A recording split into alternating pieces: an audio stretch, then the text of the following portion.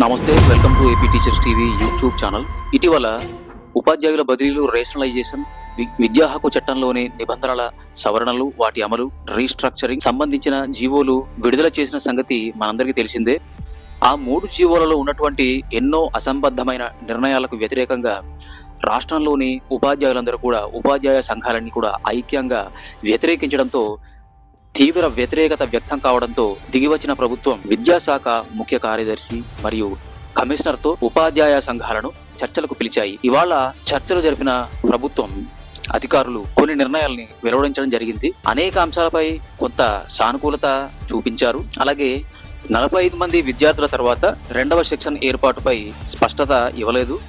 Finance department లో ఆమోదం కష్టమంటున్నారు. సమాంతరంగా తెలుగు మీడియంపై అధికారుల స్థాయి నిర్ణయం కాదని ప్రభుత్వ నిర్ణయమని దాటవేశారు. ఫౌండేషన్ స్కూల్ కు 20 మంది తర్వాత 2వ ఎస్జిటి పోస్టు కేటాయింపుకి ఆమోదం తెలిపారు. స్టడీ లీవ్ లో ఉండి 2 నెలలలోపు జాయిన్ అయ్యే వారి పోస్టులు బదిలీల్లో ఖాళీగా చూపబోమని స్పష్టత ఇచ్చారు. బదిలీల్లో పోస్టులు బ్లాక్ చేయకూడదని అంగీకరించారు. బ్లాక్ చేయమని చెప్పి అంగీకరించడం జరిగింది. 1400 పిఎస్హెచ్ఎం ప్రమోషన్లను ఎస్జిటిలకు ప్రమోషన్ల ద్వారా భర్తీ చేస్తారు. మోడల్ ప్రైమరీ స్కూల్స్ కి 120 మంది తర్వాత అదనపు ఎస్జిటి ఇస్తారు. ఏకీకృత సర్వీస్ రూల్స్ పై జూన్ నెలలో ప్రత్యేక కమిటీ వేస్తారు. ఇక ఎంఈఓల బదిలీలు జూలైలో నిర్వహిస్తామని ప్రకటించడం జరిగింది. మళ్ళీ స్టీరింగ్ కమిటీ సభ్యులతో చర్చలుంటాయి. విద్యాశాఖ మంత్రి నారా లోకేష్తో సమావేశం ఏర్పాటు చేయమని ఉపాధ్యాయ సంఘాల నాయకులు గట్టిగా పట్టుబడుతున్నారు. ప్రధాన సమస్యలపై తాడోపేడు తేల్చుకుంటామంటున్నారు నాయకులు. ఈ పరిస్థితి చూస్తుంటే కొత్త సీసాలో పాతసార అన్నట్టుగానే ఉంది. ప్రభుత్వం మారినప్పటికీ, పాలకులు మారినప్పటికీ విద్యాశాఖలో నియంతృత్వ పోకడలు కొనసాగుతున్నాయి. నిరంకుశ విధానాలు, మొండి వైఖరి కొనసాగుతూనే ఉంది. గత ప్రభుత్వపు వాసనలు ఇంకా విద్యాశాఖలో కొనసాగుతున్నాయి. దీనికి కారణం గత ప్రభుత్వంతో అంటకాగిన అధికారులు, నాయకుల వైఖరి కావచ్చు, లేదా గత ప్రభుత్వ అధికారుల్ని చూసి పులిని చూసి నక్కవాతలు పెట్టుకున్నట్టు గత ప్రభుత్వ హయాంలో పనిచేసిన అధికారులని చూసి ఈ అధికారులు ఏమైనా కాపీ కొడుతున్నారా అనే సందేహం కూడా వ్యక్తం అవుతుంది. ఏదేమైనప్పటికీ ప్రభుత్వం విద్యా వ్యవస్థకి ప్రజా వ్యతిరేక విధానాలు తీసుకొచ్చి ఉపాధ్యాయ సంఘాలను భారీ ఎత్తున వ్యతిరేకతను మూటగట్టుకుంది. ఈ విధంగా అటొక సంఘం ఇటొక సంఘం ఉంటున్న ఉపాధ్యాయ సంఘాలన్నింటినీ ఏకం చేసిన ఘనత ఈ ప్రభుత్వానిదే. అంతా మన మంచిగా అన్నట్లు ఈ ఐకమత్యంతో వచ్చిన బలాన్ని ఇలాగే కంటిన్యూ చేస్తూ ఐక్య పోరాటాలు చేయాలని ఉపాధ్యాయులందరూ కోరుకుంటున్నారు. ఈ పోరాటాలు ఉపాధ్యాయుల స్వార్థానికి మాత్రమే కాదు, ప్రజల కోసమని ప్రజలు గుర్తించాలి. కునారిల్లుతున్న విద్యా వ్యవస్థని మళ్ళీ ప్రాణం పోసేలాగా, విద్యని ప్రైవేట్ పరం చేయబోతున్న నాయకుల యొక్క కుట్రల్ని తిప్పికొడుతూ విద్యా వ్యవస్థని కార్పొరేట్ల కట్టబెట్టాలని పైవారి కుట్రల్ని తిప్పికొడుతూ ఉపాధ్యాయులు ఉమ్మడిగా పోరాటం చేస్తూ విద్యా వ్యవస్థను బతికించడం కోసం, పేద బడుగు బలహీన వర్గాలకు విద్యని దూరం కాకుండా భవిష్యత్తులో కూడా మన తెలుగు సమాజానికి విద్యని అందించడం కోసం, నాణ్యమైన విద్యను అందించడం కోసం ఉపాధ్యాయులందరూ కూడా సాయశక్తుల ఐక్యంగా పోరాడుతూ కృషి చేస్తున్నారు. ఈ పోరాటం ఒంటరి పోరాటంగానే జరుగుతూ ఉంది. కేవలం ఉపాధ్యాయులు మాత్రమే ఈ పోరాటాన్ని కొనసాగిస్తున్నారు. అసలు పాఠశాల విద్యా వ్యవస్థలో ఏం జరుగుతుంది, పాఠశాలలో ఏం జరుగుతుంది అనేది తెలియకుండానే కేవలం మీడియాలో విన్న వార్తల్ని చూసి మాత్రమే ప్రజలు స్పందిస్తున్నారు. ఇది ఆరోగ్యకరమైన విధానం కాదు. క్షేత్రస్థాయిలో వెళ్ళి అలా విమర్శలు చేసే వాళ్ళందరూ కూడా క్షేత్రస్థాయిలో మీ గ్రామంలోని లేదా మీ పట్టణంలోని పాఠశాలను సందర్శించి అక్కడి పరిస్థితుల్ని పరిశీలించి అసలు ప్రభుత్వ విధానాలు ఎలా ఉన్నాయి, పాఠశాలలో సౌకర్యాలు ఎలా ఉన్నాయని ప్రత్యక్షంగా చూసిన తర్వాతే మీరు బాగా అర్థం చేసుకొని విద్యా వ్యవస్థలో ఇప్పుడు ఎలాంటి ప్రయోగాలు జరుగుతున్నాయి, అవి విద్యార్థులకి మేలు చేస్తున్నాయా లేదా, సమాజానికి, సమాజ భవిష్యత్తుకి ఉపయోగకరంగా ఉన్నాయా లేదా అనేది ఒకసారి స్వయంగా చూసి అర్థం చేసుకొని అప్పుడు ఈ సోషల్ మీడియాలో కానీ బయట కానీ స్పందిస్తే బాగుంటుంది.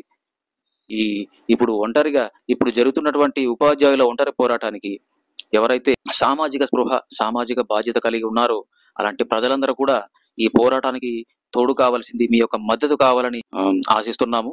ఎందుకంటే పేద బడుగు బలహీన వర్గాలు విద్యని పొందాలంటే అందుబాటులో ఉన్నవి ప్రభుత్వ పాఠశాలలు మాత్రమే. ప్రభుత్వ పాఠశాలల ద్వారా మాత్రమే నాణ్యమైన, ఖచ్చితమైన, సమగ్ర వికాసాన్ని అందించేటువంటి చదువు అనేది లభ్యమవుతుంది. అలాంటి పాఠశాలలు ఇవాళ రకరకాల ప్రయోగాలతో అటు ప్రపంచ బ్యాంక్ యొక్క సూచనల మేరకు కానివ్వండి, లేదా అత్యాసకల స్వార్థపూరిత రాజకీయ నిర్ణయాల వల్ల కానివ్వండి, పాఠశాలలు ప్రయోగశాలల్లో మారిపోయి ఆ ప్రయోగాలకి విద్యార్థులు బలవుతూ పిల్లల్లో విద్యా ప్రమాణాలు మెరుగు కాకుండా విద్యా ప్రమాణాలు కుంటుపడుతూ విద్యా వ్యవస్థ అనేది ఇప్పుడు ఎన్నో ఒడిదుడుకులకు లోనవుతుంది. కాబట్టి ముందు చూపుతో సమాజ భవిష్యత్తు కోసం ఆలోచించే ప్రతి ఒక్క పౌరుడు, ప్రతి ఒక్క సామాజికవేత్త, ప్రతి విద్యావేత్త, కార్మిక, కర్షక, ఉద్యోగ, ఉపాధ్యాయ అందరూ కూడా, రైతులు గాని అందరూ కూడా ఈ విద్యా వ్యవస్థ కోసం ఆలోచించి మీ అందరి మద్దతు తెలియజేస్తారని ఆశిస్తూ, ఇక ముందు కూడా ఇలాంటి నియంతృత్వ పోకడలు, నిరంకుశ విధానాలు, మొండి వైఖరి కొనసాగకుండా ఉండాలంటే, ఉపాధ్యాయుల పట్ల, విద్యా వ్యవస్థ పట్ల ఈ నిర్లక్ష్యం కొనసాగకుండా ఉండాలంటే ఇప్పుడున్న ఐక్యతని ఎప్పటికీ కొనసాగించాలి. ఇదే పోరాట వైఖరిని కొనసాగించాల్సిన అవసరం ఎంతో ఉంది. దీనికి ప్రతి ఉపాధ్యాయ సంఘం, ప్రతి ఉపాధ్యాయుడు కట్టుబడి ఉండాలి. ఐకమత్యమే మహాబలం. ఈ బలాన్ని మనం ఇక ముందు కోల్పోకూడదు. ఇదే పట్టు మీద ప్రతి విషయానికి, ప్రతి సమస్యపై మనం స్పందించి పోరాటం చేయవలసిన అవసరం ఉంది. మీరు అడిగిన అన్నిటినీ అంగీకరించడం లేదుగా, ప్రభుత్వానికి కూడా కొన్ని పరిమితులు ఉంటాయి అనడం. పరిపాలన అన్న తర్వాత కొన్ని పరిధికి లోబడి పాలించాలి, కొన్ని పరిమితులకు లోబడి పర్మిషన్ ఇవ్వాలి. కాబట్టి కొన్నిటినైనా ఒప్పుకున్నాం కదా, అడిగినవన్నీ కావాలంటే ఇవ్వలేం కదా, మీరు కూడా ఆలోచించుకోవాలి అనడం ఇది ఎంతవరకు సమంజసం? ప్రభుత్వ పాలనలో భాగస్వాములుగా, చట్టసభల్లో పెద్దలుగా, ఎమ్మెల్సీలుగా పరిపాలనలో భాగస్వాములయ్యే ఉపాధ్యాయులకి పాలనలో పరిధులు తెలియవా? ఇప్పుడు ఉపాధ్యాయ సంఘాలన్నీ కూడా ఐక్యంగా కూర్చున్నటువంటి ఈ చర్చల్లో ఏమైనా పరిధికి దాటి ఏమైనా డిమాండ్ చేశారా అనేది పెద్దలైనటువంటి అధికారులు ఒక్కసారి విశాలమైన దృక్పథంతో ఆలోచించుకోవాలి, పునఃసమీక్షించుకోవాలి.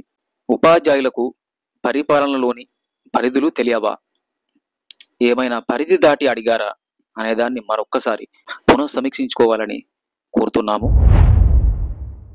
అధికారులు మంత్రితో చర్చించిన తర్వాత దాదాపుగా రేపు సాయంత్రానికి బదిలీల షెడ్యూల్ వచ్చే అవకాశం ఉంది. జూన్ మొదటి వారంలో, అంటే 5వ తేదీలోగా పూర్తి చేస్తామని చెప్పి కమిషనర్ వివరణ ఇవ్వడం జరిగింది. జూన్ 6 నుంచి బడిబాట కార్యక్రమం ఉంటుంది. ఈ వీడియో మీద మీ అమూల్యమైన అభిప్రాయాల్ని ఈ వీడియో కింద కామెంట్ చేయండి. ఈ వీడియో నచ్చితే లైక్ చేయండి, షేర్ చేయండి. తదుపరి తాజా వీడియోల కోసం సబ్స్క్రైబ్ చేసుకోండి. Thanks for watching.